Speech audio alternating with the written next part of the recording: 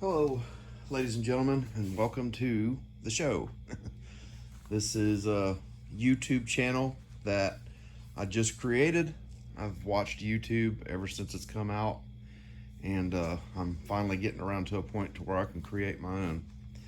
So, what I'm doing here is a chainsaw restore of the 1965 David Bradley, as I'm sure you already know. Some things I want to go over first before the vid actually starts. There are going to be multiple videos. So, the first video is around 40 minutes long. Naturally there'll be other videos, but I'm going to post the whole video is already made. I just have to get them posted. So it won't be a long amount of time between each video when they're posted. The chainsaw rebuild is for my grandfather, so it's going to him. He's a retired coal miner and run heavy machinery his entire life. So the chainsaw is dedicated to him. What else do I want to say? Oh, there's a heater hum. I have a heater in my garage. You'll hear it kick on from time to time. I apologize for that. There are some stability issues in a couple sections that are real bad. I want to apologize for that. This video is for a wide range of people, so, and it's for different purposes. Some people will want to watch it just to enjoy it. Some people do it for the love of engineering and past things that are made and love taking old things and working on them for the hobby fact and, benefiting or reaping the benefits after the project is finished. So, that's just something that people are really into. Some people, I guess, don't really understand why somebody wants, as they call, work on junk and stuff that breaks and it makes you mad and everything else. But that's why they do it, for the love of engineering. And it's like a respect thing for engineering from, past years. Years ago, people would design things. People get in there and see all about it. It's just interesting. So I'm not a professional. I'm not a chainsaw master. I was not born with a wrench in my hand. So when I was born, I knew how to eat, sleep, and poop, just like everybody else in this world does. So, I want to inspire people to do stuff like this. I don't know everything, and I'm not perfect, as you will definitely see. So, don't take every little last thing I say to heart. Like I was saying, this is just, I do things more of like a hobby, rather than a profession. I would never do craftsmanship and mechanicry and stuff unless I had no choice for a career, because I love it as a hobby. So just to clarify that, like I said, this is, I try to explain things. You'll be like, some things I'll explain and people will say, well, isn't that obvious and shouldn't that person know that? No. Not everybody that watches this YouTube video will know. So I'm the way I do things in the video, I try and involve a very wide range of people. So for you guys that are masters at this stuff, give everybody a chance to learn too. It's best if you do have 4K and 60 frames per second. That's what I recorded it in. But obviously if you don't, it doesn't matter. But that's the highest quality you're going to get out of it. That's mainly the main things I wanted to go over. And I would, if you are rebuilding and you've already bought the chainsaw, watch this whole video series first. Watch all of them before you start on it. I mean, you don't have to do that, but I would if I was you, and definitely if you haven't bought one yet, watch the whole video. So anyway, I hope you guys enjoy this. Again, the chainsaw is going to my grandfather. He's a retired coal miner. So I appreciate you guys coming and checking it out. If you have any questions, comments, concerns, or anything, you know how to do it. So appreciate you guys, and I hope you enjoy it. Here comes the video. Hello, everyone. I just picked up this David Bradley chainsaw. Not sure if it's giving you the numbers or not. There's the model number of this one. Don't know a whole lot about them yet. Got to do some research on it. I believe that's a 906993 on that serial number. Got it off a guy off of Facebook Marketplace.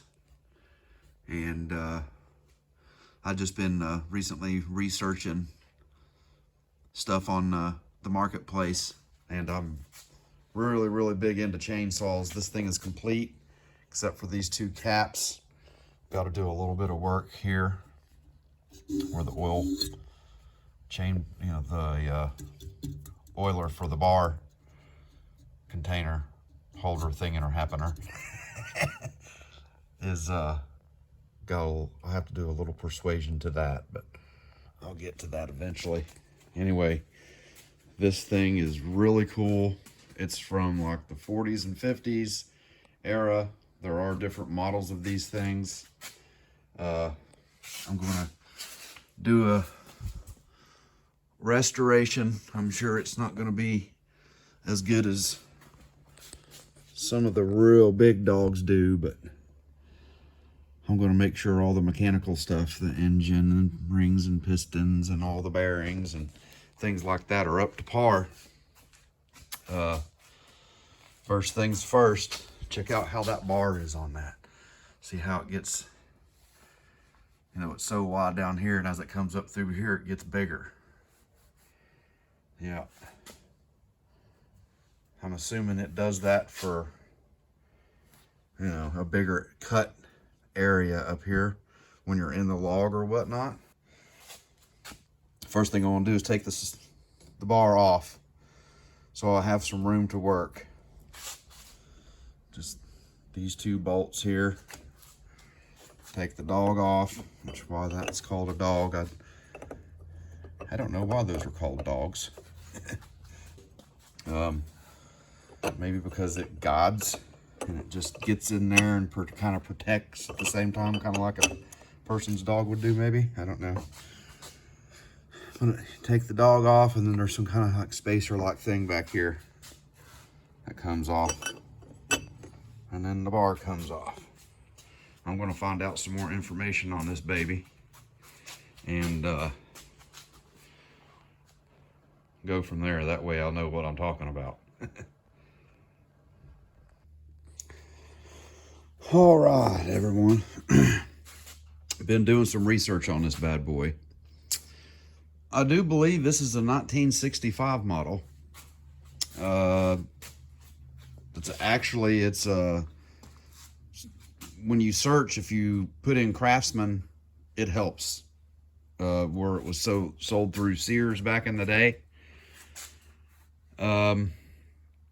And if you look up on certain internet sites, like the only information I could find on it that was really good was one site, and it's got all the history of the saws on there. I couldn't find anything on Wiki, just Sears history. But this thing the David Bradley brand of chainsaw ended in 1965, and I believe this was the last saw that was made. I actually thought that this was the earliest one because of how this tank is and how it looks. It just, for some reason, I thought it was in one of the older versions, but this one was actually the newest of this style, you know, David Bradley chainsaw. Anyway, it's a 65 model. It's got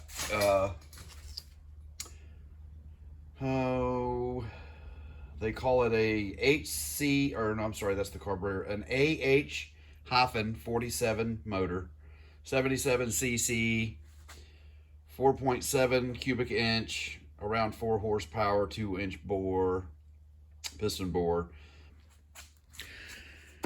That's some of the information that I found on it. There isn't very much information, and I have actually found no YouTube videos of this saw being redone.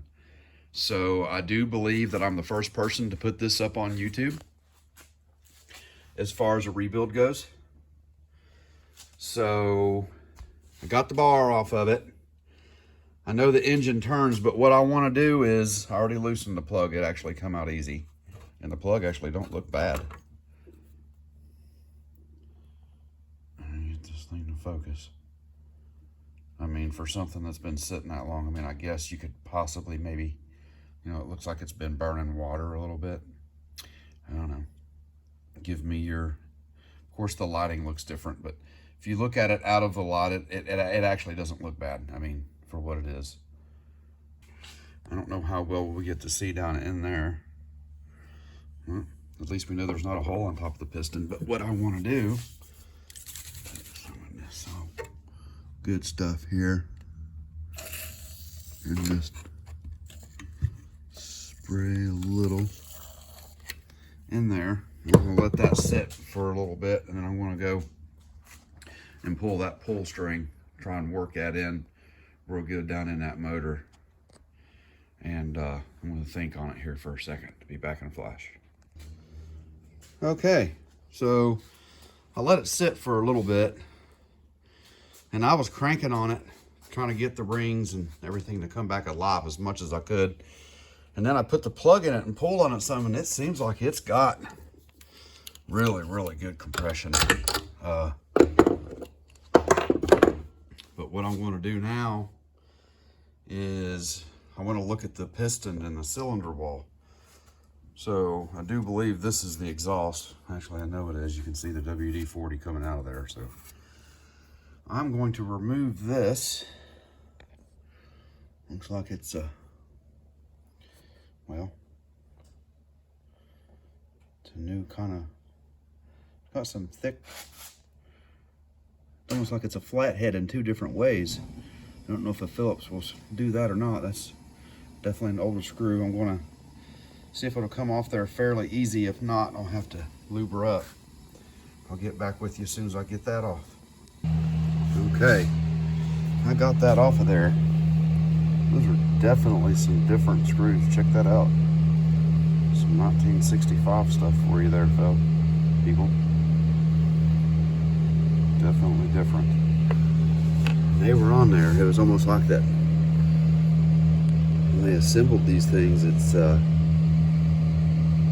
almost like they used a Loctite or something on them. If you can see that screw, but see there.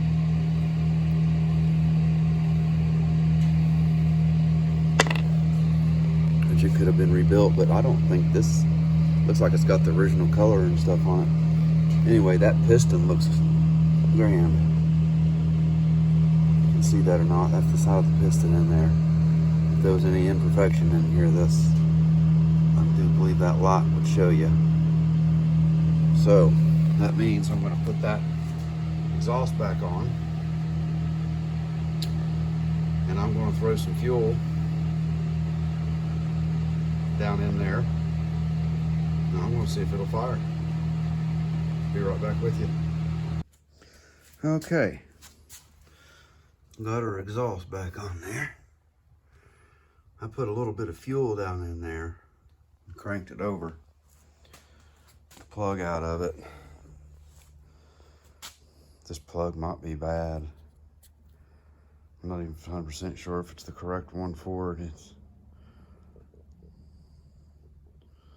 Auto Lot A7X.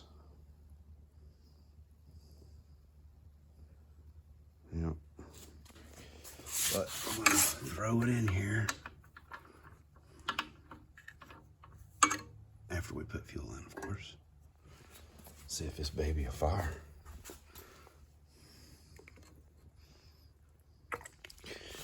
I don't know if that's what the Novaval says to put in there, but I think that might do it.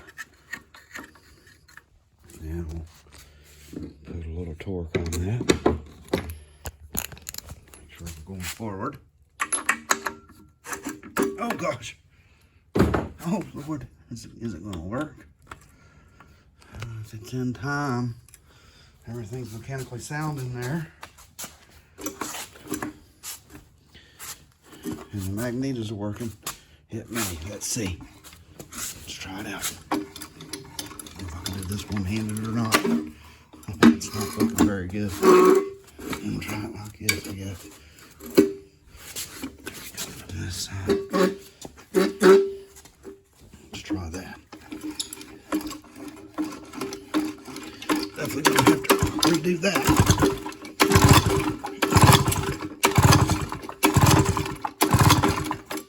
Okay. I'm gonna put a sparkulator tester on this thing. See what it does. Be right back. Okay, so I pulled the plug out and done the old touch here and touch there, and holding with your left hand while you're cranking with your right and trying to see it trick, and there was no spark, unless there's something busted up inside of this plug. I don't think that's the case. It's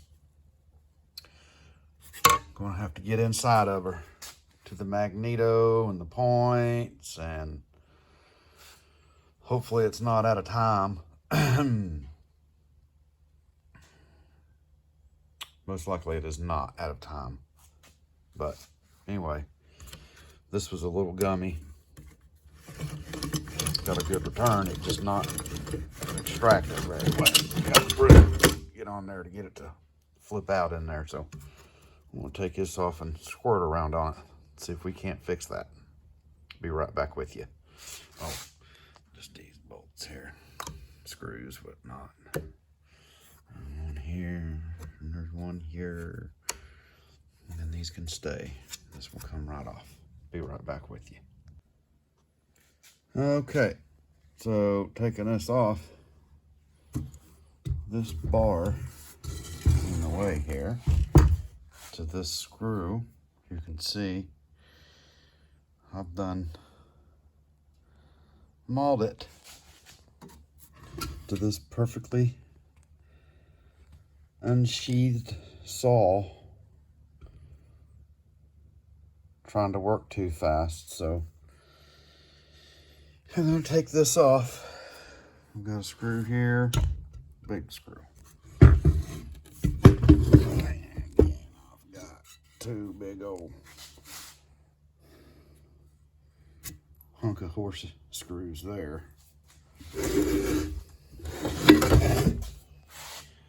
And then I can get to this screw back here, and I'll purdy that back up here with some chisels and little tappy. Make it happy, right? Here we go. Be right back. Okay, so I got that off, but I didn't get the bar off like I wanted to. What I did was I just took a pair of pliers, come in sideways on that nut or bolt, screw, whatever, and loosened it up.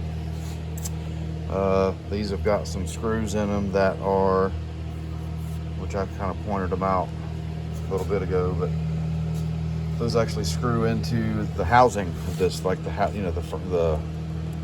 main housing of the saw. So, and they're not wanting to come out easily. So I'm gonna have to do a little persuasion on that when time comes. But right now, I can see the piece that's broken right here. See that? Not the good, and these things look like they've been grinded on pretty good. So I'm gonna see if I can't find another one of them. But what I'm going to do right now is I'm going to take this off.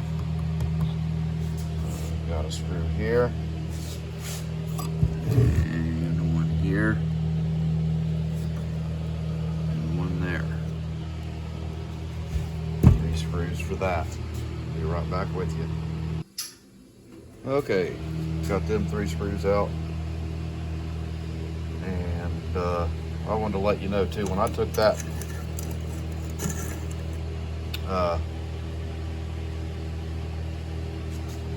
rope puller right there off, this was attached to it.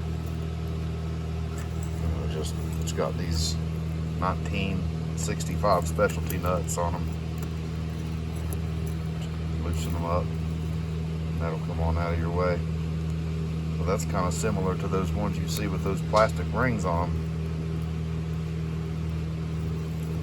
Holds the screw in there. That's the 1965 style. When these are made, these are probably kind of ferruled together a little bit on the tips. the screw comes through, naturally just presses up against it. Anyway, I'm going to go ahead and try and take this off. Motor runs this way, so yeah, try and take this nut off here. See what happens from there. Be right back. Okay, so I didn't take this off yet because I want to talk about something for a minute. So when you're working on stuff, if it's, well, when you work on older things especially, you have bolts, nuts, and screws, and they all have different heads, and they could be problematic, especially when they're older.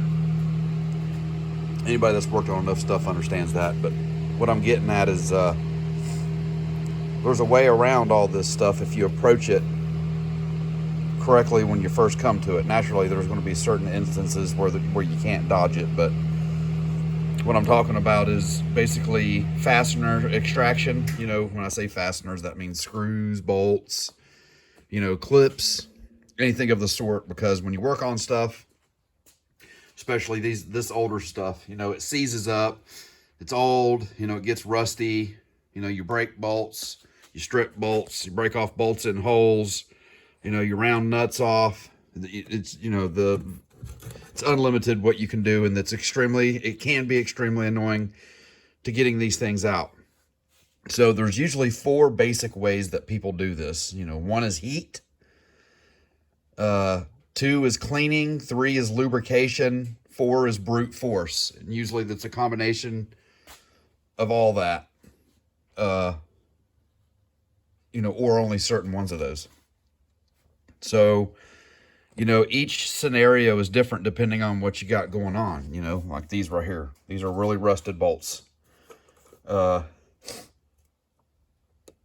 Naturally, those come loose easy, but putting heat to something is a big thing. If you can lubricate it, take a small impact. An impact can be good, but you got to be careful with that and not strip stuff out. You got to bump it, jarring it, smacking it with a hammer, be careful not to bend nothing.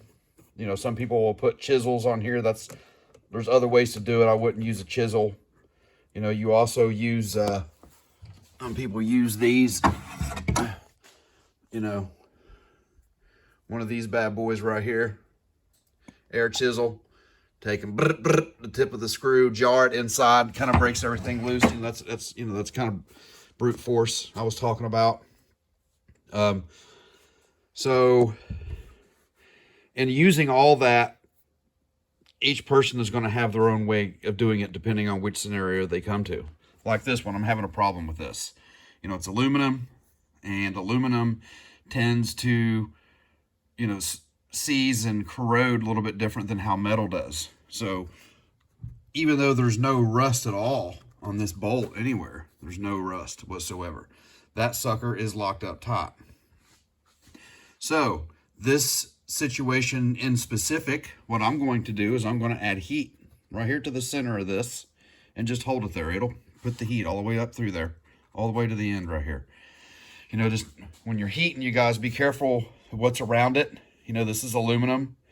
You don't want to add direct heat to this, and in this instance anyway, because it's, aluminum has a much lower melt point, so it'll warp it and all that stuff. So naturally also too, you don't want to do it around anything explosive, anything like that. You got to be careful when dealing with heat. And you got to remember heat will transfer too, just because I'm heating here, and the transfer is different in each metal. Like this is hollow, so there's a lot of air that runs through here, and it won't transfer as much, radiate or whatever. So there's a lot of variation on all this stuff. I'm just trying to get you to understand that bolts are pain in the rear end. Some people will heat this with the heater, and then they'll stick a piece of ice to it. It'll make this shrink extremely fast and bust it loose from the housing. Some people will just heat it up, and they'll take a big screwdriver, put on here like that, and put a pair of pliers on it. Some people will stand on it with their own, and then just turn it, just like it is right there. Everybody's different in how they do it, depending on the situation. Everybody's got their own version of the right way, right? So this is another really handy socket right here. You put it in there, it's got special bits that it comes with. You can put it on forwards or reverse, wherever it is.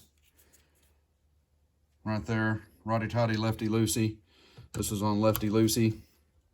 Find your bit, put it in there, smack it, and it turns it just a baby bit. That's impact driver. Oh, it's so great. This is what I'm using for these.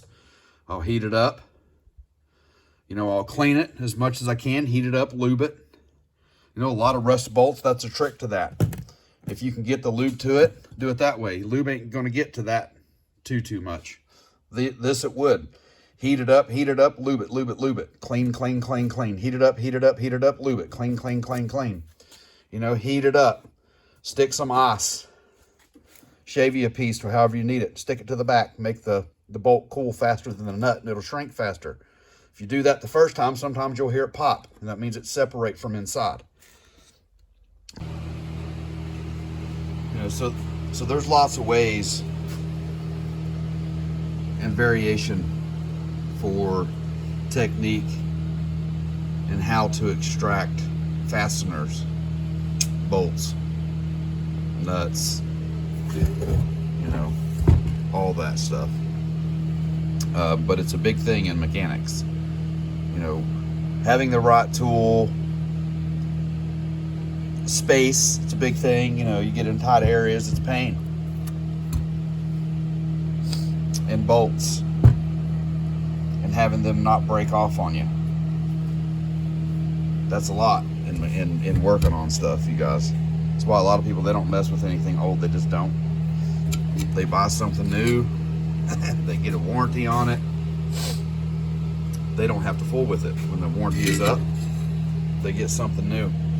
And that's the way to, I mean, you know, that is an option to do. Anyway, I'm just trying to help you guys with you know, working on stuff. So now we're going to take off the flywheel. And these right here, there's multiple ways you can do it. Basically, you want this to hold still. So some people will jam a bunch of rope down in for this, you know, down into the cylinder. They'll put the piston at top dead or at bottom dead center, put a bunch of rope down in there, and you know, be careful with what rope you use. You know, I don't know, something like that. You know, whatever. Just that's a method. I'm sure there's all kinds of stuff you can jam down there. You just don't want to hurt nothing. That'll stop it. Some people will wedge stuff. You know, they'll get some pieces of wood and they'll wedge in there. And of course, there's impact, which is what I did. And look here, y'all. This is a little impact. This isn't like a large one. You can take and get these attachments. You know, this thing goes in here, and that's 3/8 of an inch. And that attachment goes in there. There's a 1/4 inch, there's a 1/2 inch, this one's 3/8 inch. You get that set up, and you get a set of this stuff right here, you guys, a bit set, you're on another level working on anything. You learn really quickly on how fast stuff can go and just all kinds of stuff. That's something that you probably may want to consider. You know, this rig with these, you can get them in different lengths, and this right here, work just about almost anything you work on. It's difference in between night and day. So I'm going to take an impact to that, get this circular thing off, and I'll be back. I just wanted to point out real quick that, you know, when doing videos, I need to start remembering that this isn't just a video show. This is also something where people will learn and also help them know what to do. So obviously this video isn't for one specific type of genre of video viewers. This is for a very widespread. So I want to talk about the impact, you know, because a lot of times I'll just start talking about stuff and say, do this, and do that. And then people are just like, whoa, where'd that come from? What am I supposed to do? So using an impact on this, you know, I demonstrated this thing. This is an impact. What this thing does is an impact, it is repetitive over and over. You know, you put it on a certain direction And when the force is up against this, you know, basically when this is being held, you know, like a nut, you know, this nut is not going to move. So when you put that on there and you pull the trigger, there's going to be a resistance. And what an impact does is it constantly hits or smacks or pounds over and over. You know, it puts its force through here, through the rod, you know, right here to where the bolt is, and it basically, it's hitting the nut. Pow, pow, pow, pow, pow, pow, over and over, you know, racka, racka, racka, racka. It's, you know, hitting it really fast with a lot of pressure, really fast, over and over and over again. You know, that's the sound of an impact.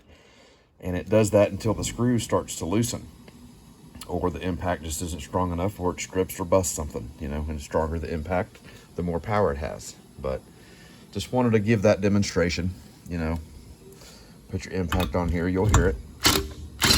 There, you know, it's off, which I already had it off, but you know, it only had to hit like twice. You know, sometimes they'll constantly hit, you know, and then they're done because, you know, it loosened the nut. So I just wanted to point that out. All right, impact brung this piece off. There she be. Got the little washer there. Goes with it. Set that over there. I haven't tried to take that piece off of it yet. I'm going to have to replace that because, anyway, flywheel. There's pullers that people use. I don't have a puller. This one kind of is in a position to where if it's got big hooks, it probably won't work. So what a puller does is it's got an armature with a little hook on it, goes over here, you know, then one can go back here and it goes up underneath the backs, you know, the back lip of this on either side, because you don't want to just pull on one side. You know, you're going to do all kind of junk here, plus also, you know, you can bend this and you'll be pushing too hard on this side. Just a bad deal anyway. You want something to pull evenly. You know, the best would be something to pull all kinds of angles straight out, but you don't have to do that. Usually a puller is 2, 3, or 3 spots, usually 3. So, you know, something hooks there, something hooks there, and it goes across, whatever. There's some type of apparatus here that pushes up against this stud right here. Pushes in, and then the claws pull, and it pulls it off this shaft. You know, there's a key in here. If you see this hole right here, it's called a key. It's just a knot. There's a notch in this shaft, and then there's a piece of metal that runs through there. And see, this flywheel has that slot right there, and it just slides over top of it. It holds it tightly. It can't slip. It don't move. It holds it tight to the shaft. It has to, for timing, you know, off your magnet and all that stuff. But I don't have a puller, and what I'm going to do is I'm going to take a screwdriver. I'm going to find something solid, that's strong, the strongest that I can find, which is probably about right here. Still, you got to be careful. You know, this is metal. Get you something. Just put a little pressure on, you know, pry just a little bit. Get you a wooden mallet or something and smack that. And it might take a couple times. And the best thing to do is, you know, do that a little bit and then turn it. You know, because what's going to happen is it's going to raise this a little bit, but not the rest of it. You know, turn a little bit. That way it kind of keeps that pull even across. And just keep doing that. You know, put some pry up underneath it, put a little pry on it, smack it right here. Eventually it'll pop off. Okay, so I got the flywheel off. Here is our ignition coil, and under here are the points.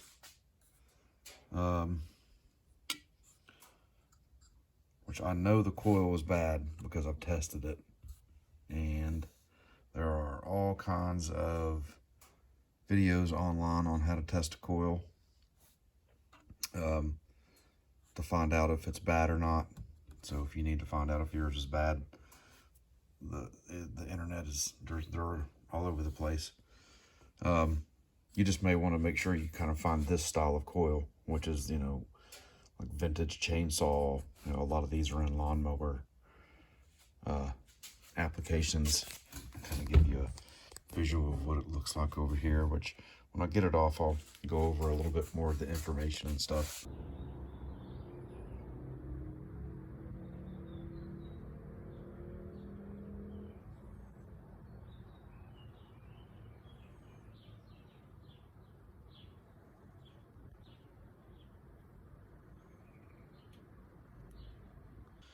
do believe that this is the part number, if it'll focus. It says Model F-2120, in case if that's not coming in. And then that says gauge 0.020 20 thousandths, which is the thickness of this little nipple piece right here on the cover, which you can use to gap your points with. So that's good. It's always good. So to get this thing off, it's all one piece. That's the only thing that can be, you know, kind of a pain, which I think this might be separate, the capacitor, but the coil, you know, and the points you can take apart, but all this is connected as one. This is also the style where the spark plug wire is on this one anyway. You could probably take this one apart to do what you needed to do. See if I can get in here, show you. On this plug wire here, well, it's be my friend here, sorry for all the movement, that you might be able to take that wire off. It looks like there's a prong that's coming off of that coil right here, and do your little deal right here. But I've actually already got a new one. The new one that I have, it doesn't have that option, so it's probably a replacement part, and I'm hoping that it'll work, and I believe it will. But I think the original brand name is Repco. You see it right there. Repco, R-E-P-C-O. And I'm pretty sure that that is the model number. So I'm going to, this is fastened right here. You take this loose, and there's like a squeeze mechanism right here that squeezes this piece around this shaft right here. So I'm going to take this off and see what happens from that point. I'll be right back. Okay, so when I went to get to this little screw right here, it's kind of hard to get to. There's not a straight in shot because this is in the way. So my idea was to take this piece off, but there's a screw right here that you can see under here that you can't get to because this thing is in the way. You know, I've tried to come underneath and up top, and my idea of thinking was to take all the, you know, take this screw out, this one and this one up here, and then kind of pivot this thing sideways and see if I can get into it that way. But what I done was I just used my little screwdriver here and come at it from the top and just rested my screwdriver against this and then come at it like that.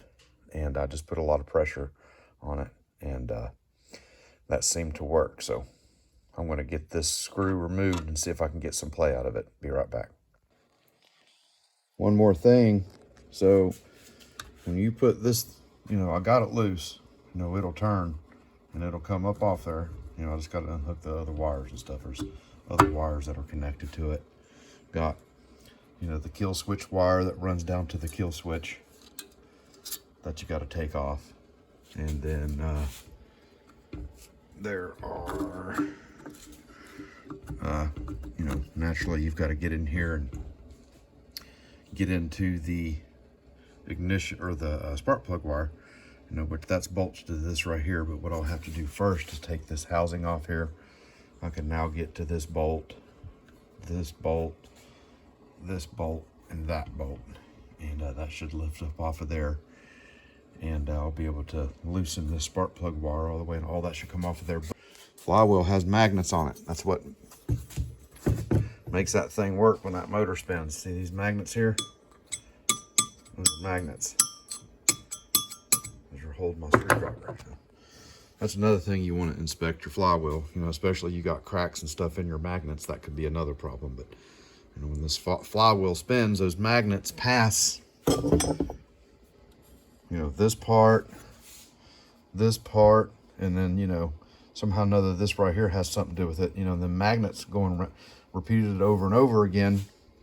That's where that coil charges at and sends that spark up to your spark plug. So you want that to be in line, so don't forget that part to make your marks. So I'm going to take this cover right here off, and I'll be right back. Okay, I got that cover off. So now I'm going to take this loose, which is holding the spark plug wire down. And I'm also going to take this grommet off of here. It can be a pain. Mine is being a pain. I'm doing it right now, but after I pull this off, I get this off, this baby right here will come right on off of there. I'll be right back with you. Okay, all that is off now. So yeah, I was looking around here, and on the bottom, this is the bottom side of this, down in here for like something that would indicate to where it would only slide on one way, but there isn't. So make sure you mark that before you take it off. And also too, this came out of there. Seats right down into that. If you can see that seat, it runs all the way around. Just make sure you put that back on. And when I took it off, this separation right here was on the opposite side of this. So this piece here, that separation right there in this piece was over on this side. So just make sure when you put that back in there, put it in like that. And also too, I wanted to point a couple things out. When you remove this initially, there's this little piece right here, which I just wanted to point that out, that comes off with it. You want to hang on to that. You know, it's got a little, it's just a keeper-like thing. You know, it's got a little, it comes around at a 90-degree angle right here, a tiny little bit. Just make sure that goes back around that way. Oh yeah, and I wanted to point out too, right here on this cover right here, that you take when you take this off and you pull it up, there's going to be two washers that are sitting here, here, and here. So basically, you know, the washers that are sitting here is going to be, you know, from in between this piece and this piece. You know, they're actually right here. Both of them are right here. So, you know, when you initially take these two screws out, which these have lock washers on them. See, when I take the screw out, the only thing that comes off is this with just a lock washer. Same thing with that one over there. But when you pull this piece up, you're going to see two washers that are sitting right here, and they may stick to the bottom of that. So watch out for that. Now, like I was saying, these ones just have lock washers. Same thing with these, but these up here, when I took these off, they had a lock washer and a regular washer. This one had one, and so did this one. So, and then same thing with this one. This one had a lock washer and a regular washer. And this one, it just had just a lock washer. It may supposed to have a washer. Somebody may have taken it off from before. I don't know, but there wasn't one on it when I took it off. So, and I know that you guys have probably been screaming at me the whole video to clean this thing. I will get to that. So I believe what I'm going to do next, now that we have the coil off, and I know that I have a good coil, I'm going to go ahead and take off this carburetor. So naturally the carburetor has a hose that runs from the tank to the top, which this one didn't have one, to the top of the carburetor. And there's a nozzle down there. You can see a little bit right there. It runs to that. And then of course this is just your choke. It's a manual choke. And but this linkage hooks from your throttle. Here's your throttle. It hooks in right here. Top of the carburetor. Right there on that little piece there. And it just goes up underneath right there. Like that. So I'm going to finagle that off. And I see one bolt. And there's probably another one here that I've got to get into and figure out how I'm going to take off. I'll probably have to take this air cleaner off.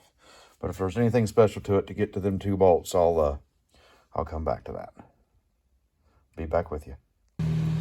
So I'm going to take this fuel tank off real quick, just to make it easier to get in there. And when I took that linkage off, what I did was I took off the throttle. just a bolt on the back side of it. It was right here. You take it off, and there's like a little sleeve that goes through on from this side right here. The bolt goes into. You can kind of see it there a little bit. Anyway, and then this comes loose, and then you can finagle this end off of the carburetor easily. But I'm going to take his fuel tank off. The oil line's got to come off. I took off the coupler first, and this didn't want to pull down, so I don't want to pull on it a whole lot because I don't know exactly what's going on. So I just went ahead and removed this entire connector right here off of the tank. And then you've got a bolt here, and then you got a bolt down in there. You can see it right there in the center of the screen. And if, like I was saying, if there's a fuel line, it would be hooked to that right there down to the car. But this one ain't got one, and I'm pretty sure after that she just comes right off of there. And then from that point, I'm going to make sure that that's just those two bolts on that car. But if it's anything special, I'll let you know. Be right back with you.